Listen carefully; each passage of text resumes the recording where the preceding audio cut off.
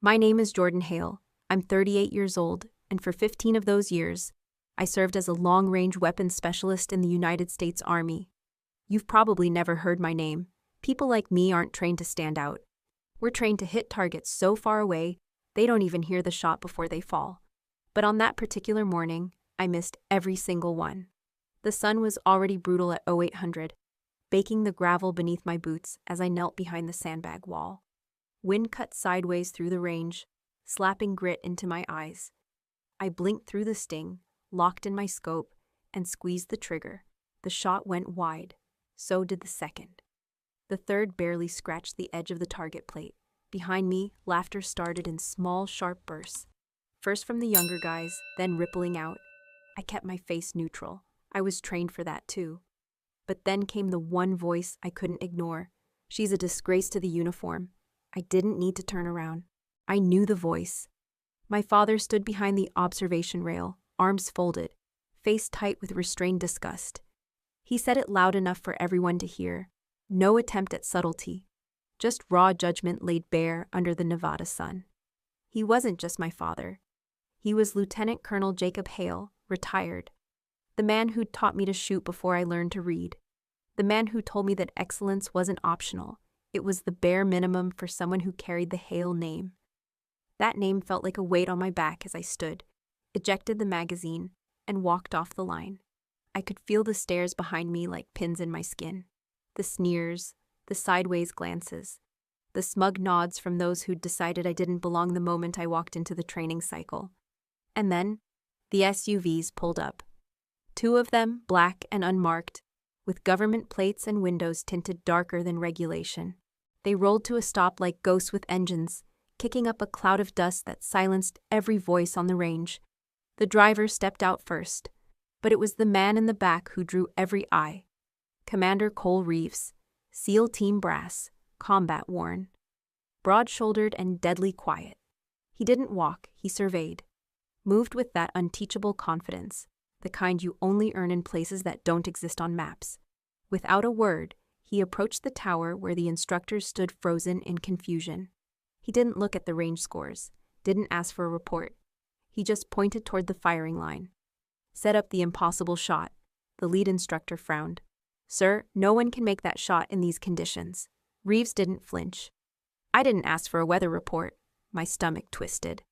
I knew exactly what this was. The trigger phrase had been spoken. I walked back to the firing line in total silence. Nobody laughed now. Even my father stood still, his lips parted like he wasn't sure whether to mock me or pray. I lay down, adjusted my bipod, and pulled the bolt. The target was 2,000 yards out. So far away it shimmered like a mirage. One breath in, one squeeze. The shot snapped across the wind like a crack of thunder. 4 seconds passed. Then, the white flag at the edge of the world folded over and fell. I stood slowly. Reeves gave a single nod. The instructors just stared. My father said nothing. For the first time in my life, he looked small. There was no cheer, no applause, just silence. The kind of silence that says we didn't know. We should have known. And now, it's too late to pretend otherwise. I didn't gloat. I didn't smile. I simply cleared my rifle, engaged the safety, and walked back to the staging tent. Reeves left without ceremony, the same way he came, like a man who never needed permission to arrive or a reason to leave. My boots crunched against the gravel as I walked past rows of stunned faces. Some eyes followed me with awe, others with confusion, and some, like my father's, with growing dread. They didn't understand what they'd just seen, not fully, but they knew enough to stop underestimating me. Back in the barracks, I cleaned my weapon the same way I always did. Barrel first, chamber next, optics last. I moved with the same methodical rhythm that had been drilled into me for years. The whispers started that night. She's not just a shooter. Did you see the way she controlled her breathing? That wasn't normal, that was surgical. I didn't answer, I didn't engage. I kept to my bunk in the corner, back to the wall, eyes on the door, just like I always had. The same recruits who used to mutter dead weight under their breath now avoided eye contact. Even the instructors kept their voices more neutral during briefings. Only one person approached me directly, Staff Sergeant Callum, a quiet, steady operator who never bought into the ridicule. He sat across from me during chow, didn't say a word for a full minute, then nodded once. "I saw what you did," he said. I raised an eyebrow. "I also saw what you didn't do," he continued. "You held back, all week. Why?" I didn't answer, but I didn't deny it either. He stood to leave, then paused. Whatever they think, they'll rewrite it in their heads to protect their egos. But me? I saw a ghost with a rifle. He walked away. Later that night, I passed my father in the hallway of the admin building. He was on the phone, voice low, posture stiff. When he saw me, he stopped mid-sentence. We locked eyes for half a second. He opened his mouth, maybe to speak, maybe to scold, maybe to lie. But nothing came out. I walked past him without a word. That silence was louder than anything he could have said. People talk about turning points like they happen in a flash, like a single moment severs the past from the future. But I know better. That shot, the impossible shot, wasn't the beginning. It was the culmination. It didn't come from some miracle. It came from every brutal lesson I learned the hard way, every scar I carried inside and out, every hour I spent invisible, underestimated, dismissed. I had been hitting targets no one could see since my 20s, but no one ever watched, no one ever cared. And when they did, they assumed it was luck, especially him. My father never believed in me, not really. He believed in shaping me into something he could be proud of, but only if I became his reflection. And when I didn't, he labeled me weak, unworthy. He wasn't proud of that shot. I could see it in his eyes. He was afraid of it, afraid of what it meant, that all his years of dismissal had been wrong, that his daughter had become something he couldn't control, couldn't explain, that she'd surpassed him. So no, that shot wasn't just a shot. It was a reckoning, not just for him, but for me. Because after all those years of silence, I finally saw what I was capable of when I stopped asking for permission. And that was the shot that broke him. My father was Lieutenant Colonel Jacob Hale, battle-hardened, precision-driven, a soldier forged in the Gulf War era and proud of it. He wore his medals like armor and his silence like a blade. In his world, the military was the only place that made sense, where rules were rules, outcomes were earned, and emotions were filed away like outdated maps. Strength meant survival. Weakness got people killed. That was the code. And I was raised under that code like it was gospel. I don't have many childhood memories that don't involve the sharp scent of gun oil or the bark of my father's voice, echoing across an empty backyard turned makeshift range. While other kids were riding bikes or playing soccer, I was learning to breathe through my diaphragm and compensate for wind drift. My first BB gun came before my first birthday cake with candles. By 10, I could strip and reassemble an M4 in under 90 seconds. By 12, I was hitting dime-sized groupings at 200 yards. And if I didn't, he'd grab my wrist, not harshly enough to leave a bruise, but just enough to make his point crystal clear. He'd twist it, correcting my grip by force. And if my eyes watered, he'd stare with a disgusted kind of silence, like I was wasting his time, his bloodline. "Pain is just your weakness leaving the body," he'd say, as if that explained everything. At 14, I flinched during a dry fire drill. It was only for a fraction of a second. My finger hesitated on the trigger. His response wasn't verbal. He took the rifle from my hands, set it down, and walked away. He didn't talk to me for a week. Not as punishment. Not even out of anger. Just disappointment. That, to him, was worse. Years later, I realized that wasn't discipline. That was control. A way to shape me into something sharp, functional, and his. But back then, I didn't understand that. I just wanted him to see me, to believe I had value beyond my kill potential. He taught me the mechanics of excellence, but not how to recover from failure. He taught me precision, but not resilience. He taught me how to survive, not how to live. By the time I graduated high school, I already knew two things for sure. I would join the military. Not because I wanted to, but because I had to. I would never be good enough for him. At my enlistment ceremony, he shook my hand like a fellow soldier, not a father. There was pride in his eyes, sure, But it was conditional, fragile, something I could lose with a single mistake. "Don't embarrass us," he said. That was his send-off. Not "stay safe," not "I love you," just a warning. So I made a vow. I would train harder, shoot farther, push myself until I could outpace every ghost he ever chased. Not to prove something to the army, to him. But the truth is, when you spend your life chasing validation from someone who only loves conditionally, you end up building a version of yourself that looks strong, but is quietly breaking. And I didn't realize how deeply I'd been shaped, sharpened, really, until years later, when I found myself back on that same kind of range, under that same brutal sun, wearing a uniform I had earned, still hearing his voice behind me, still wondering if I'd ever be more than his disappointment in camo. But that would change. Not with words, not with arguments, with a single impossible shot.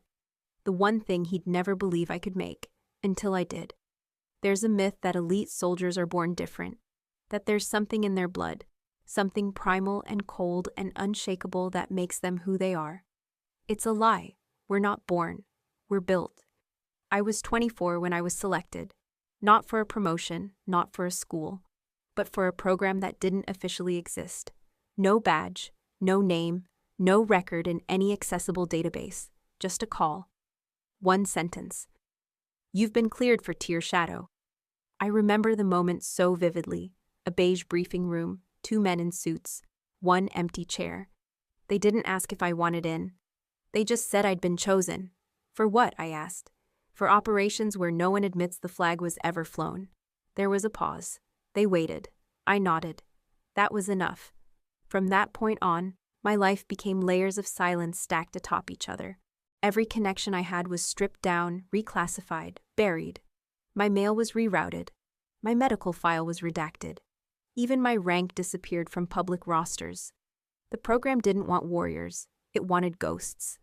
We were trained to disappear into terrain, into crowds, into silence. Long-range precision, urban reconnaissance, linguistic insertion, biometric evasion, close-quarters neutralization. But that wasn't the hard part. The hard part was the conditioning. They didn't just want operatives who could kill. They wanted operatives who could be controlled. So they built triggers, mental locks, behavioral suppressors. We were encoded to operate only when activated by specific commands, phrases embedded during sleep deprivation cycles and hypnosis drills. It sounds like fiction, I used to think it was, until I lived it. They called it operational gatekeeping. The idea was simple. Outside of activation, you were to perform like a standard soldier, passable, competent, but unremarkable. It preserved the secrecy, protected the program, prevented accidents. And above all, you do not go active unless ordered. They made that part crystal clear. Break protocol and you disappear, not back into shadows, but into the kind of silence that doesn't echo. So I followed orders. For 4 years, I operated under Ghost State. A code name I didn't choose. Missions I don't get to admit I survived. I never missed a shot. Never compromised a team. Never spoke a word I wasn't told to say. People died without hearing me coming. People lived because I saw things others didn't. I moved from desert to jungle, to snow to city without ever planting roots. We weren't given medals, we were given debriefs and injections and a new target. And eventually, a new wound.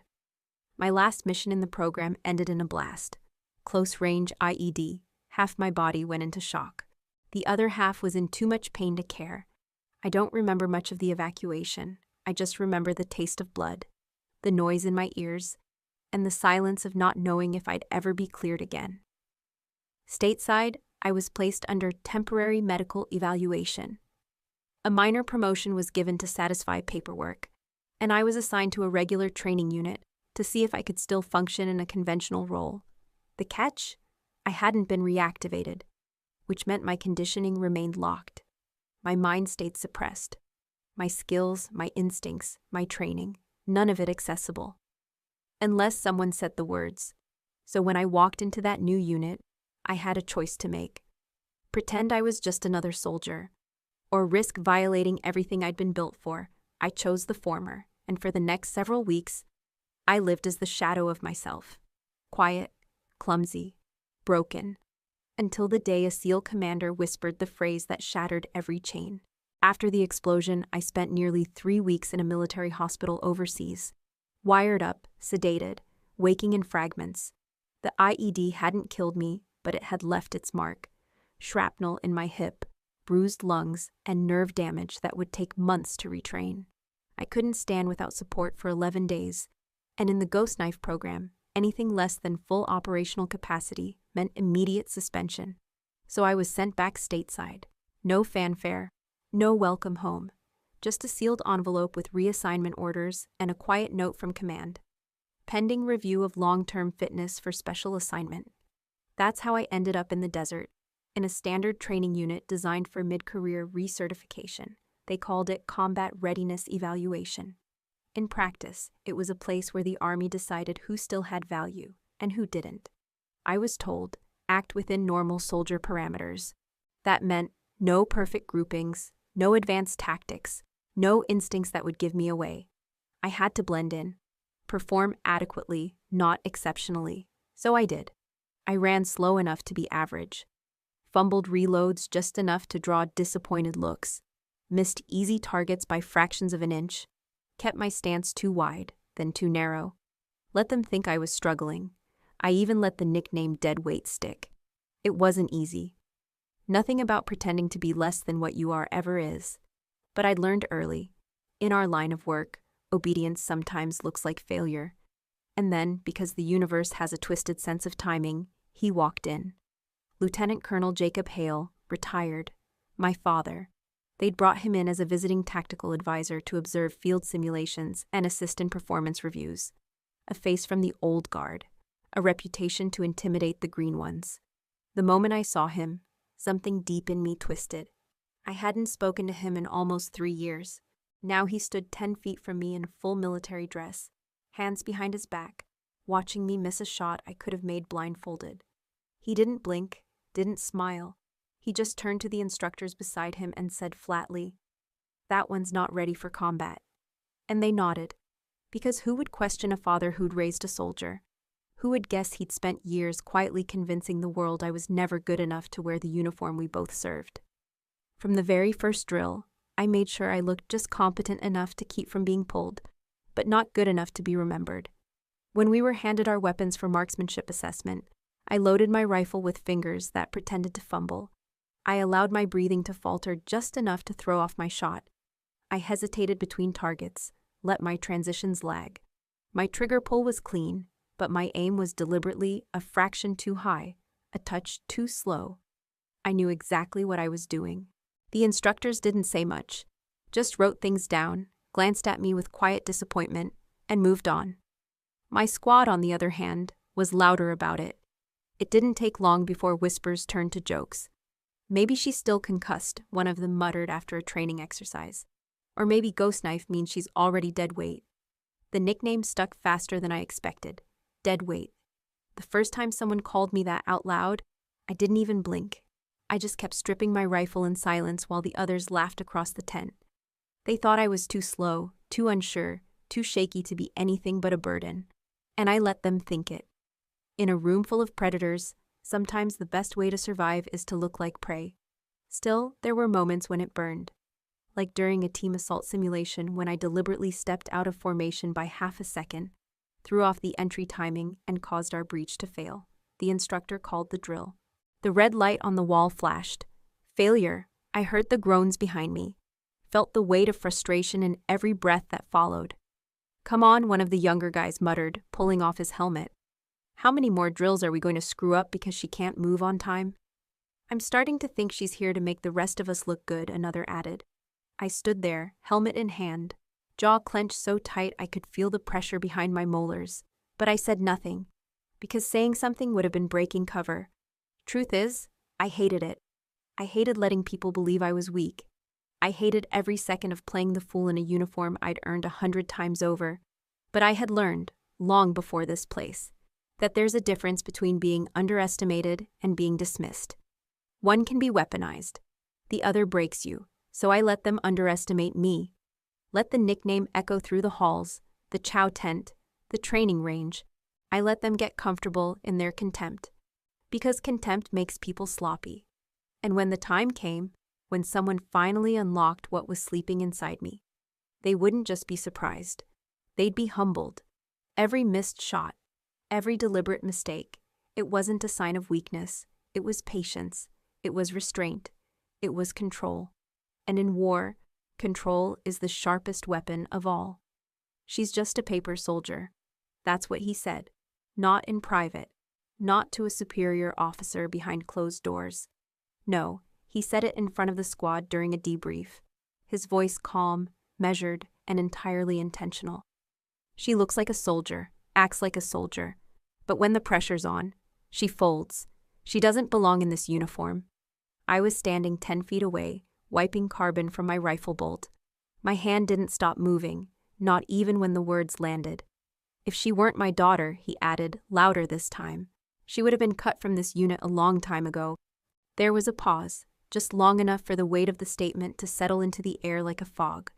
And then came the shifting stares, the quiet coughs, the thin, suppressed smirks around the room. They didn't say anything, not out loud, but they didn't have to. His words had given them permission. After that, the jokes got meaner. She must have had a hell of a sponsor to stay on this long. Guess nepotism works even in combat readiness, huh? Dead weight with a famous last name. Tragic combo. Still, I didn't react. That too was part of the training. I'd learned to absorb ridicule like body armor absorbs impact. Tight jaw, even breath, eyes locked forward. The most dangerous people in the room are rarely the ones who speak the loudest. He wasn't just undermining me. He was actively framing me as a liability, and I understood why. My success was a threat to the legacy he'd built. My failure validated his belief that I'd never be his equal. And in this setting, where his reputation preceded him and his word carried weight, he knew that breaking me in front of others would be more effective than doing it in private. He didn't need to disown me. He just needed to make sure no one believed in me. But not everyone bought into it. Staff Sergeant Callum didn't laugh, didn't look away. He caught my eye one afternoon after a particularly brutal exercise, where I'd accidentally lost my footing and cost the team a key objective. The rest of the squad was venting behind my back, again. Loud enough that I could hear every word. Callum walked over during gear check, quiet, intentional. "You know exactly what you're doing," he said. I kept my eyes on the rifle in my hands, didn't respond. He crouched beside me. "You're not broken. You're waiting." That got my attention. I looked at him, just for a second. He didn't smile, didn't try to comfort me. "I just hope it's worth it," he said. "Whatever game you're playing, whatever mission you're still on." Then he stood and walked away. There was no judgment in his voice, just observation. Callum was the only one who seemed to sense there was something beneath the surface, a reason for the deliberate underperformance, the stoic silence, the way I absorbed every insult without flinching. Maybe he didn't know the full picture, but he'd seen enough to know that I wasn't what they thought I was, that I wasn't who my father claimed I was. The truth? Every insult, every cruel comment, every time my father used my name like a punchline, it chipped away at me. Even with all the training, even with all the mental conditioning, I'm still human.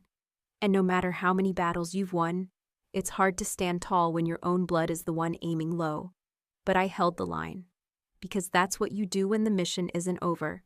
You stay low, you stay silent, and you wait for the call. Because one day, the ones who laughed will have nothing to say. And the ones who doubted will finally understand what it costs to carry greatness in silence. I was 17 the first time I made a shot that mattered to him. We were in the backyard of our house in Colorado, just the two of us. It was early spring, the sky slate gray and heavy with the kind of storm that made every sound feel louder. The wind howled through the trees. Rain was coming, fast. He didn't cancel the lesson. He just walked outside, placed a rusted soda can on top of the wooden fence post 50 yards out, then handed me the rifle. "No excuses," he said, adjusting the stock against my shoulder. "If you can shoot in this, you can shoot in anything." My fingers were stiff from the cold, my sleeves soaked from the wind-blown drizzle, but I locked in, did what he taught me, controlled my breath. The wind jerked sideways. I fired. The can disappeared with a hollow metallic ping. flipping into the air before vanishing behind the fence. A perfect shot. I turned to him, expecting something. A nod. A look. One of those rare, hard-earned signs that I'd done well. Instead, he stared at the fence post, then down at me. "One hit means nothing," he said flatly. He walked past me, picked up the rifle, and headed toward the house. That was it. No good job. No, you're getting better. Just that one sentence. I stood there in the rain, my heartbeat still racing, hands tingling from the recoil, staring at the place where the can had been. And I remember thinking, if that wasn't enough, whatever will be. Later that night, I replayed the moment over and over in my head, trying to figure out what I did wrong. I'd hit the can, dead center, through wind and rain. First try. But to him, that wasn't proof. Because one success in his mind didn't prove anything. It didn't erase the mistakes that came before. It didn't guarantee you could do it again. And it sure as hell didn't earn his approval. That memory stayed buried for years, until the day I dropped the target at 2,000 yards and saw the same exact look on his face. Not pride, not awe, just silence. Because even then, even after everything, to him, it still wasn't enough. And maybe it never would be. But that didn't matter anymore, because I had stopped shooting to prove anything to him. Now I shot to remember who I truly was. They called me in after morning chow. The tone in the admin officer's voice was clipped, overly formal, like he was trying to keep emotion out of something that would carry weight. I followed him across the yard, past the barracks and into the CO's office, a windowless, low-ceiling room that smelled faintly of sweat and disinfectant. Inside, 3 men were waiting. One was Captain Mallory, head of the training unit. Another was the medical officer. The third, a civilian contractor with a personnel file open in front of him. None of them looked at me when I entered. "Staff Sergeant Hale," Mallory began. "We've completed your 2-week performance evaluation and reviewed the reports submitted by your instructors." He tapped the folder once, as if for emphasis. "The consensus is clear. Your current performance doesn't meet minimum operational standards." I nodded. No defense, no surprise. He continued. "You've shown signs of hesitation, lapses in judgment during team exercises, and an inability to meet time requirements in basic combat scenarios.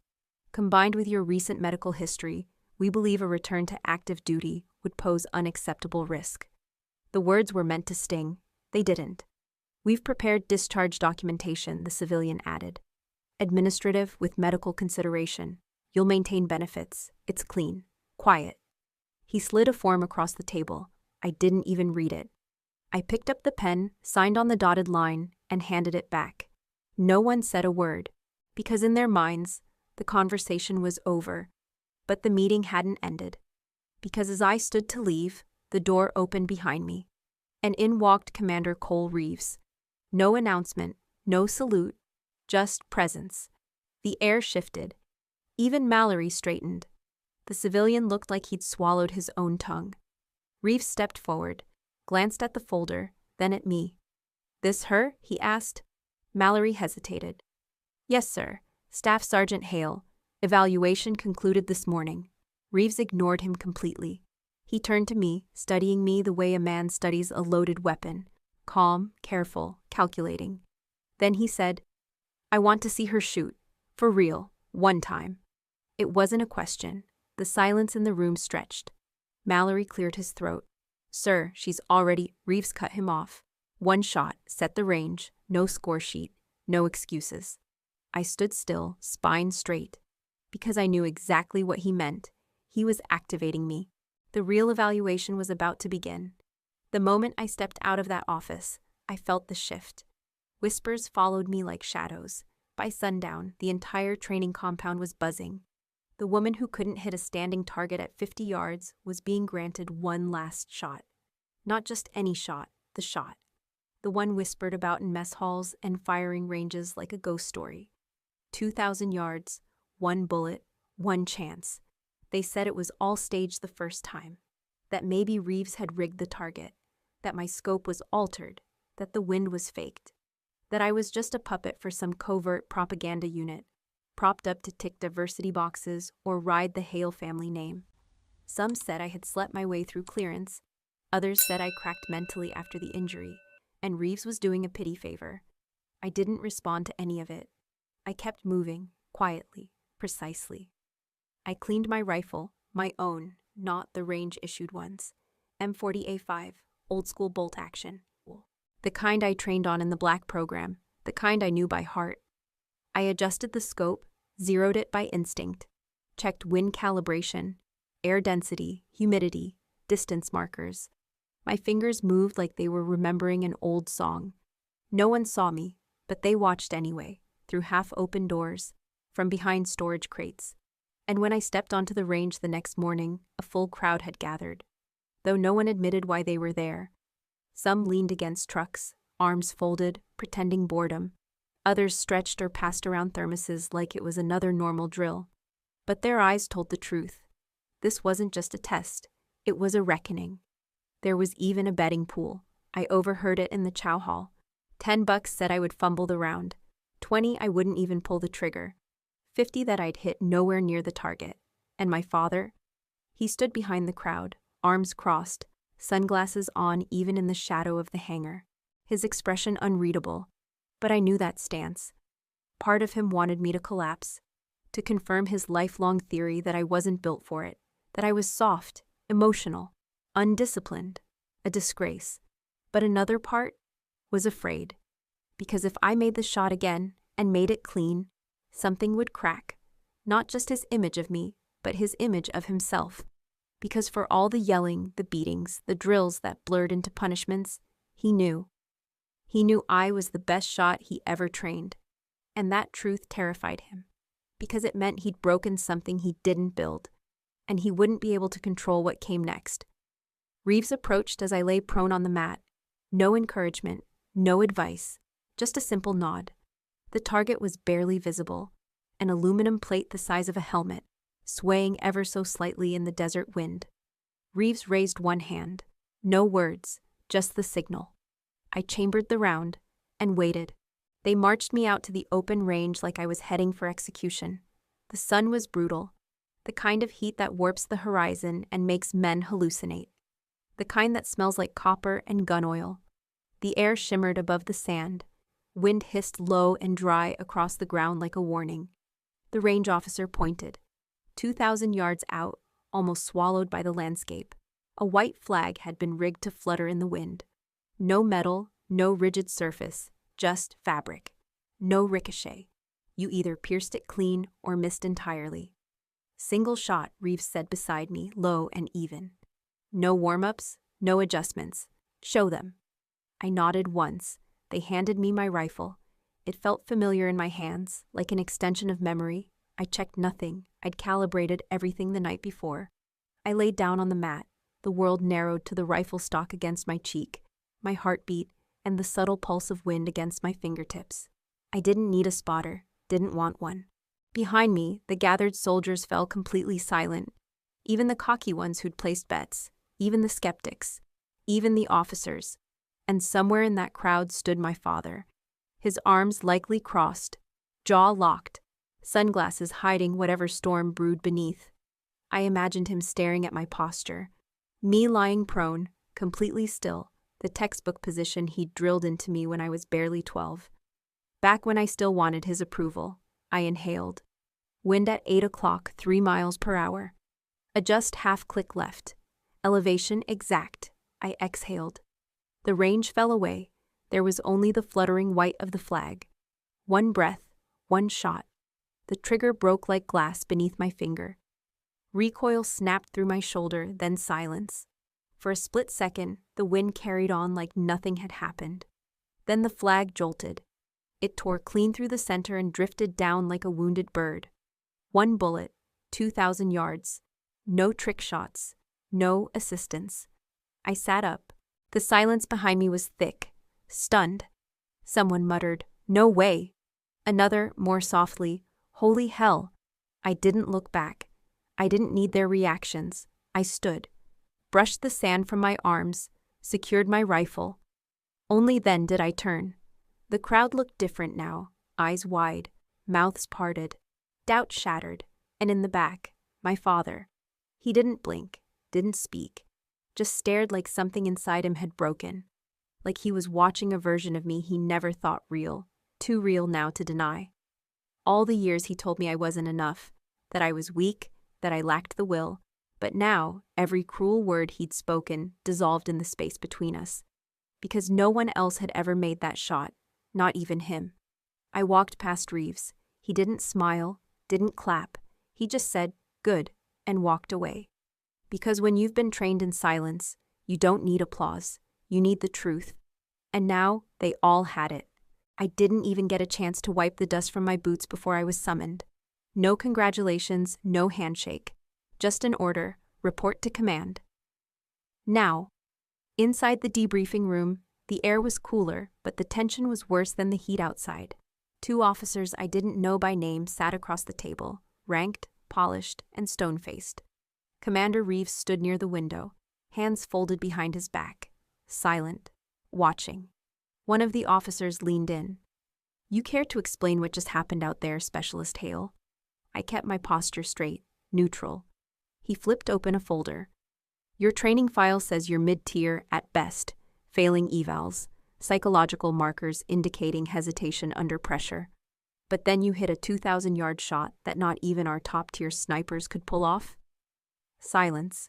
I didn't move, didn't speak. "Was this some kind of setup?" the second officer pressed. "Were you hiding your skill? Or is this some act of insubordination?" Still, I said nothing. Because I couldn't. Not without crossing a line I was sworn never to step over. Then Reeves finally spoke. His voice was calm, steady. "She didn't fail your evaluations." Both officers turned toward him. "She followed them. To the letter." The older of the two frowned. "What the hell does that mean?" Reeves took a slow step forward. "It means she was under restricted protocol, not cleared to display combat aptitude unless directly authorized by a program lead. I gave that clearance today." "Why wasn't she cleared sooner?" "Because she wasn't meant to be tested in public." The room fell silent. The younger officer shifted uncomfortably. "What program are you referring to, sir?" Reeves didn't answer. He just looked at me. "Let's just say," he said, "you weren't debriefed on that level of classification." The implications sank in like ice water. One of them started to speak again, but Reeves cut him off. "She wasn't lying, she wasn't underperforming. She was following deeper orders than yours." They looked at me now, not as a suspect, but as something they didn't quite understand. "Specialist Hale," the senior officer finally said, "do you have anything to add?" I shook my head once. "No, sir." He waited a beat. "You do realize your performance today will change your file. This won't stay quiet." I didn't answer that either. Because the truth wasn't mine to explain. Because no matter what they recorded, what they filed, what they thought they knew, there was a whole other layer they'd never access. Behind closed doors, off the record, written in code and buried under redacted pages, was the reason I knew how to make that shot. Reeves nodded toward the door. "You're dismissed, Specialist." I stood, saluted, and walked out, knowing they'd spend the rest of the week trying to decode something that was never meant to be on their radar in the first place. Most people think snipers are just good at aiming, that it's all breath control and mathematics, wind calculation, timing. But for me, it was different. Because I wasn't just trained to shoot. I was programmed. Not in the science fiction sense. No wires, no chips. Nothing you could trace or scan. Just layers of conditioning, commands buried under trauma, stress triggers, and behavioral lockouts. It started when I was 19, fresh out of basic. I'd performed well in marksmanship, well enough that I was pulled aside after final evaluation. A woman in plain uniform asked if I'd be interested in a special opportunity. No details, just a signature. Then I disappeared from the standard track. They called it Tier Black. Off the record. No official affiliation. My name stopped appearing on rosters. My service record grew a blank space where my next deployment should have been. That blank space was where they rewrote me. We were kept in isolation, no units, no insignia, no mirrors, just drills. Day in, day out, shooting in sandstorms, in hurricanes, in sub-zero ice fields. Timed shots with 0 misses allowed. They trained us to function in sleep-deprived states, under hypoxia in chemical fogs. Sometimes I didn't know if I was awake or hallucinating. Sometimes that was the point. But it wasn't the physical that shaped us. It was the mental. They ran simulations to break empathy, loaded VR feeds with screaming civilians, crying babies, targets that looked like friends. They wanted to see if we flinched, if we hesitated. And when we did, we weren't punished. We were reset. They used silence, deprivation, psychotropic sequencing, psychological loops. A word would trigger a mood. A tone would cause shutdown. Over time, I stopped trusting my own instincts. My world became command-based. Unless the right phrase was spoken, my top-tier skills remained dormant. That's how the system worked. We weren't taught to act. We were coded to respond. Reeves called it voluntary dormancy with selective access. In plain English, I was a locked weapon, and unless someone input the proper signal, I couldn't even raise the safety. That's why I shot poorly in training. Why I failed in front of my father, because the system inside me wouldn't allow activation, not unless someone at the proper clearance level whispered the command. And that day on the range, Reeves gave it. He didn't say much, didn't need to. Just the right arrangement of syllables, masked inside a passing sentence, and the switch flipped. Everything that had been buried came roaring back like it had never left. Not muscle memory, muscle truth. That's how deeply they'd built it. Reeves once told me during a rare moment of honesty, we didn't want assassins. We wanted fail-safes. You're a contingency plan. You fire when no one else can. I asked him if that made us heroes. He didn't answer, maybe because the answer wasn't his to give. But as I sat in that quiet barracks room after the debriefing, I understood why no one clapped when I made the shot. Because what I did wasn't a display of talent. It was proof that the programming still held, that I could still be triggered, still turned on like a machine. And deep down, I hated how effortless it felt. Because if I didn't even need to think, if I was just waiting for the right voice, then what part of me was still mine? That night, I stared at my reflection in the black glass of the barracks window. No insignia, no medals, no certainty, just Jordan Hale, weaponized, and still waiting for someone to say the next line. The call came late, not through any official channel, no encrypted server, no chain of command. Just a soft ring on a number I hadn't used in years. I recognized the voice immediately. It was the same woman who first recruited me at 19. She didn't say her name, she never had to. Her voice was calm, without urgency. Jordan, she said, you don't need to prove anything anymore. The assessment was a cover. We've seen what we needed to see. I didn't respond right away. My fingers clenched the edge of the desk, knuckles pale against the wood. You're being reactivated, she continued, but not reassigned. You get to choose this time. That word echoed. Choose. No parameters, no targets, no destination, just permission. I had spent most of my adult life following orders buried beneath words, instructions dressed up as suggestions, responses triggered by codes I didn't understand. And now they were giving me the one thing they'd trained out of me. Agency. I stood there for a long time after the call ended. The room felt both smaller and wider. Outside, the wind stirred dust along the training fields. The same field where I'd fired the 2,000-yard shot. The same field where silence fell when the flag dropped. I'd been Jordan the ghost, Jordan the dead weight, Jordan the locked weapon. Now I was something else. Or maybe I was nothing yet. The choice lay in front of me like an unmarked road. I could go back into the black, into the hidden world that built me. Serve again, unseen. Be the failsafe they trusted. Or I could disappear on my own terms. Live a life that didn't begin and end with clearance levels. They had programmed me to wait for the right voice. But maybe this time, it needed to be my own. I took a breath. Not the kind you take before a shot, steady and sharp. This one was different. It didn't prepare me to fire, it prepared me to live. After the impossible shot, the silence didn't last long. By the time I'd walked off the range, whispers had already taken root like mold in an old house.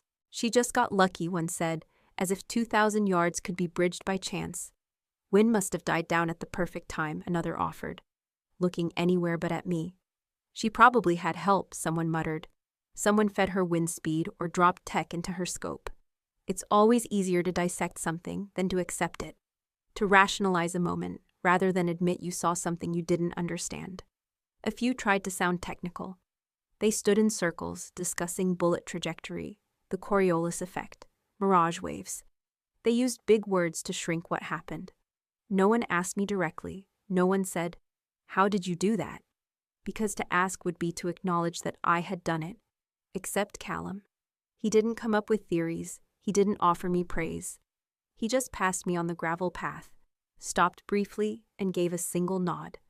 That was enough. He had seen it. All of it. The act, the restraint before it, the meaning behind the silence I'd carried like a pack for weeks. And then, there was my father. He didn't speak, not at the debrief, not in the hallway, not when the instructors shook my hand. He kept his hands behind his back like he was standing in formation, his posture perfect, his jaw set. I watched his eyes track everything in the room, but not once did they meet mine. I used to spend years chasing that look, that sliver of approval, that nod, that word. But now I understood. He couldn't meet my gaze because it would mean acknowledging what he'd spent years trying to erase. That I was not weak. That I had not broken. That I had held back not because I lacked skill, but because I had been ordered to. He was a soldier of a different era, where strength was volume, and obedience was silence born of fear. But the silence I carried wasn't fear. It was discipline. A locked chamber with no key but purpose. He didn't know how to speak to that, so he said nothing. And in that silence, I realized something strange. I didn't need him to speak anymore. I didn't need his approval or his apology or his permission. His silence was enough. It told me everything I needed to know. It didn't take long for the whispers to evolve into something more calculated. A week after the test, an internal bulletin circulated. Unofficial, but authored by someone with clearance and arrogance. The phrasing was clever, surgical in its implication. It questioned whether the demonstration had been sanctioned to bolster female representation in elite combat programs. It never said I faked it. It didn't have to. The damage was done in the suggestion. Suddenly, my name was back in the air, but not because of what I had done, because of what they assumed had been done for me. I stayed silent.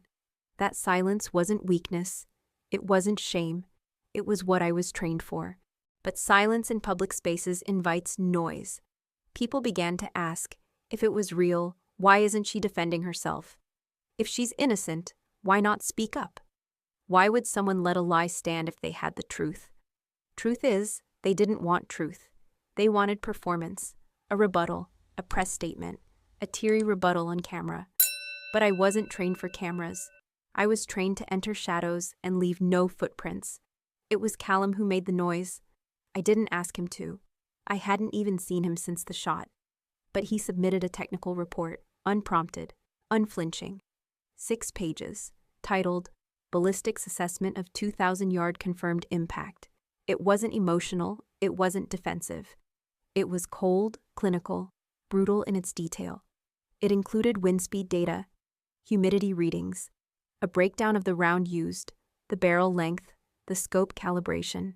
It traced the curvature of the Earth, mapped the mirage layer that day, calculated the exact second I pulled the trigger. Then, one final line. There is no mathematical evidence to support this, was anything but authentic. I was there. She made the shot. Sergeant Callum Hayes. The name at the bottom gave it weight. A respected trainer, a man known for never endorsing anyone. It made its way through the chain, quietly but thoroughly. I didn't thank him. He didn't expect it. We were soldiers, not celebrities. Still, the questions lingered. Not about the shot now, but about me. Why didn't she defend herself? Because I wasn't there to win arguments. I was there to serve, to do what I was told, to complete the mission, and then disappear again. But part of me understood what the silence really did. It made people uncomfortable. It held a mirror up. Because the truth was, they didn't doubt me.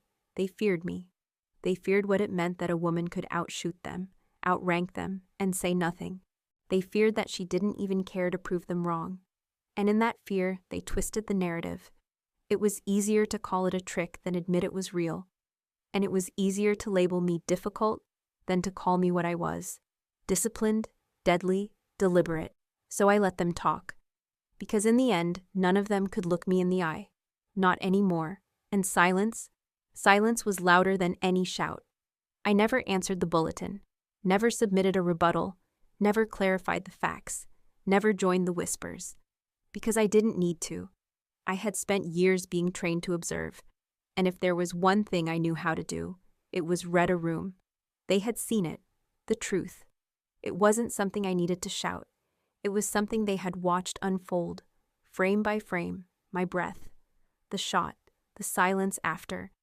And it was in that silence where the truth lived. The ones who mocked me now avoided my gaze. The ones who doubted, they couldn't even look at me the same way.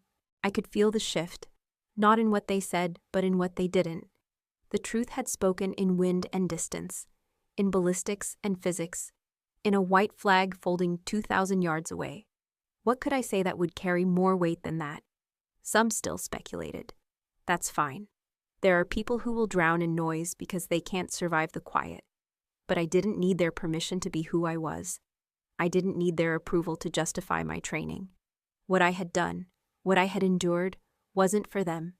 It was never about proving anything to people who had already decided I was unworthy.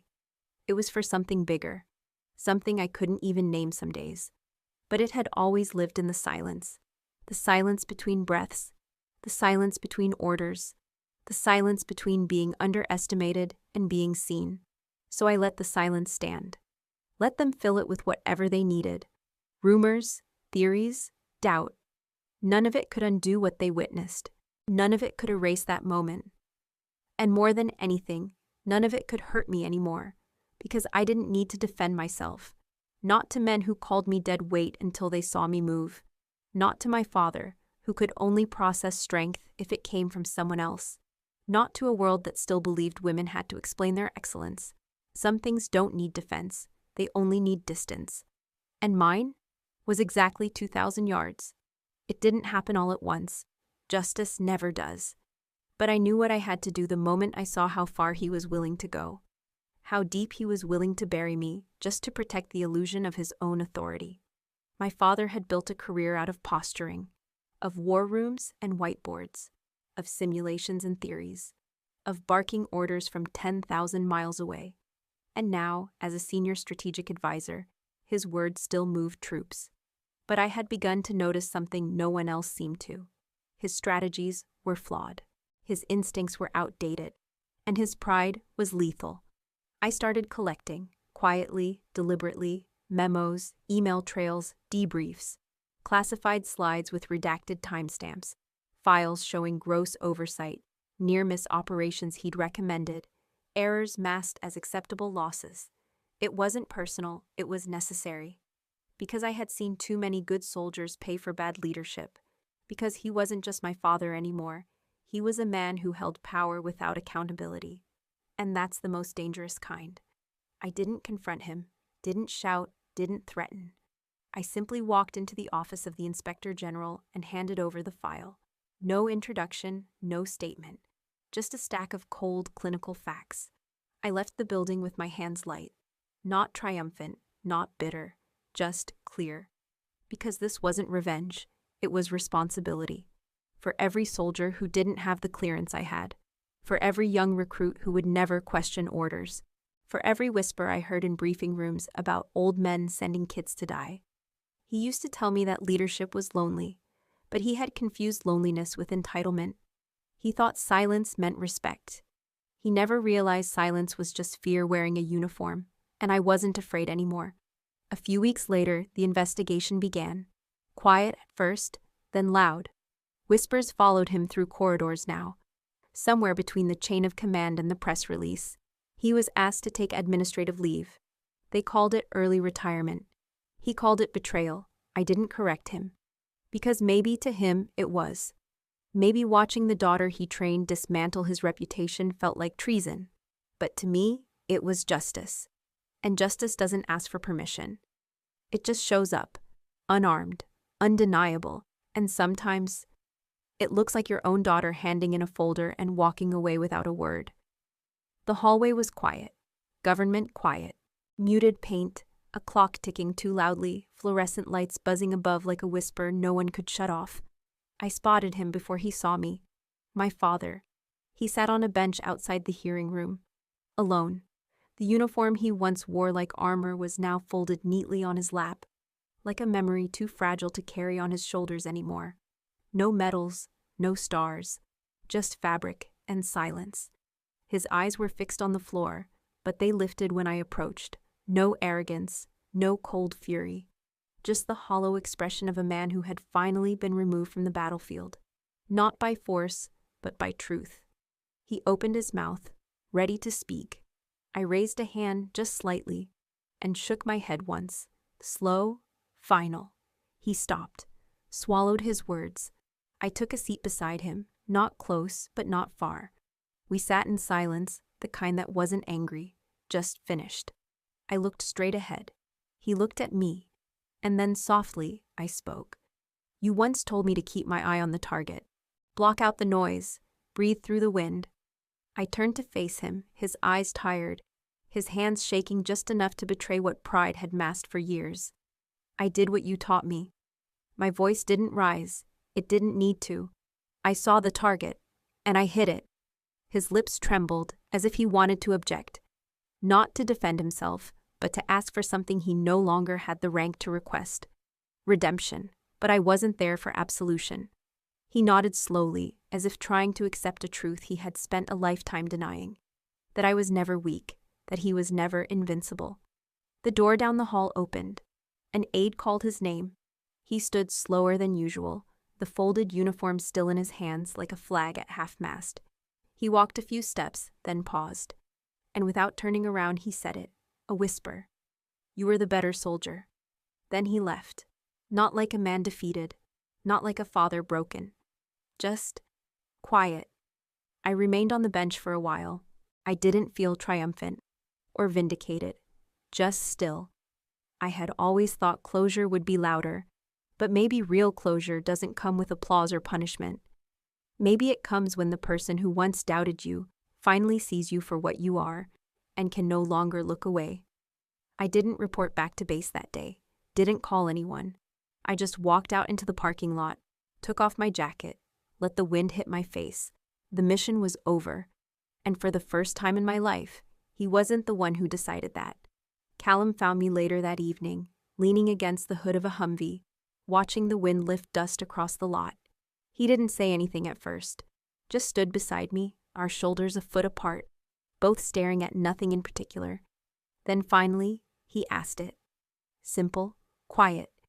Do you regret it? I didn't answer right away. I let the question settle, roll around in the silence between us. I looked down at my hands. They weren't shaking. They hadn't shaken in a long time. I turned to him and said, no, then added, but I'm not happy about it either. He nodded. He didn't need more, because we both knew justice doesn't come with relief. It doesn't taste like victory. It's bitter, heavy, but necessary, I told him. People think justice feels like the lifting of a burden, but really, it's just putting the weight where it belongs. He said nothing, but his jaw tightened. I continued, what I did, it wasn't personal. It wasn't revenge. It was the only way to stop pretending that silence was strength. Callum looked at me then, fully, not with pity, not with admiration, just understanding. He said, it changed him. I shook my head. It revealed him. A pause. He was never untouchable, Callum. Just unchallenged. He stayed quiet, but I saw the way his fists loosened. Like he'd been holding something in two. The stars were just beginning to show. The kind of night where nothing gets said out loud, but everything gets heard. And in that moment, I realized something. Closure isn't loud. It's not dramatic. It's just two people standing still, knowing nothing more needs to be said. He patted the hood of the Humvee once. You good? I looked at him. Not a smile, not a frown, just truth. I will be. He nodded, walked away, and I stayed, letting the cool settle into my bones, knowing that justice was never supposed to feel good. Just right. I returned to the training range 1 year later. No uniform, no rank. No rifle slung across my back. Just me, in civilian boots, standing on the scorched earth where I once lay prone. The day I became someone my father could no longer deny. The wind was calmer now, the sky wide and blue. The red dirt was cracked, sun hardened. I traced the invisible line from where I stood across the field to the spot where that white flag had once waved in the crosshairs of my scope. It wasn't there anymore. They replaced it each year, I was told. A new flag, a fresh beginning. But they never moved the post. Same distance, 2,000 yards. I knew it in my bones. I wasn't here to prove anything. Not to them, not to him, not even to myself. I was just here, standing in the quiet. They said the shot was impossible, but it wasn't. The math worked. The air cooperated. My heart was steady, but what really made that shot happen wasn't in the bullet. It was in the years I spent being doubted, being diminished, being told I didn't belong. It was in the silence I learned to master, in the weight I carried for too long. In the moment Commander Reeves whispered not an order, but a permission I didn't know I'd been waiting for. Just once, he'd said, "Let me see you shoot for real." People think the 2,000-yard shot changed everything. They're wrong. It revealed what had always been true, that I didn't miss because I wasn't capable. I missed because I wasn't allowed to be. And when I was, the world had to catch up. I walked down the range now, toward where the flag once stood. The sun beat down through my shirt. Each step felt heavier than I remembered, but also freer. At the post, I knelt, touched the base. It was scarred, burnt from too much sun, weathered, but it stood. Still. So was I. I didn't cry. I didn't smile. I just breathed in the dust and wind and remembered what it felt like to aim at something people thought I couldn't see. I turned back, walked the distance again. Not a soldier anymore, just a woman who once made an impossible shot and no longer needed anyone to acknowledge it. Sometimes people recognize me, not always, not often, but sometimes. They lower their voices when they say my name. They ask questions, the usual ones. Was it really 2,000 yards? Did your father ever apologize?